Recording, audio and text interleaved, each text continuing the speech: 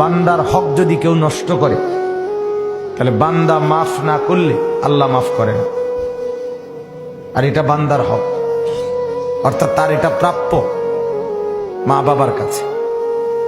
এই জন্য যত মা বাপ তাদের সন্তানকে আল্লাহর কোরআন শেখানো থেকে বঞ্চিত করছে, ওরা হক নষ্ট করছে।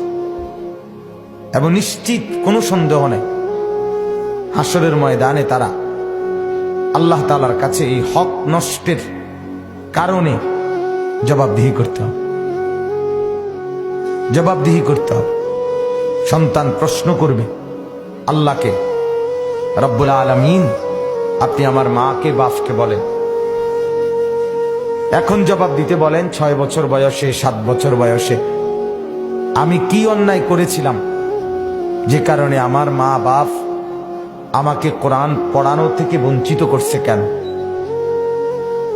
আল্লাহ তাআলার কাছে জিজ্ঞেস করবে যে আপনি বলেন মাওলা, ওদেরকে বলতে বলেন।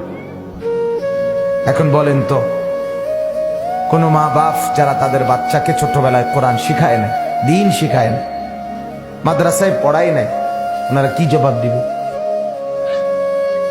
কথা বলেন, কোনো জবাব থাকবে? আসলেই কোনো জবাব দিতে পারবে? কিছু কোনো জবাব দিতে পারবে? 6 বছরের 7 বছরের মাসুম বাচ্চা তো জানে না, বুঝে না, সে ডানও চেনে না, বামও চেনে না, মসজিদও চেনে না, মন্দিরও চেনে না। বাবার হাত ধরে সে বাজারেও যায়, মসজিদেও যায়, বাবা হাত ধরে সে অনুসরণ করে। তাইলে বাবারই জিম্মাদারি। মানুষের বাচ্চা আর গরু ছাগলের বাচ্চা এই জন্যই একরকম না।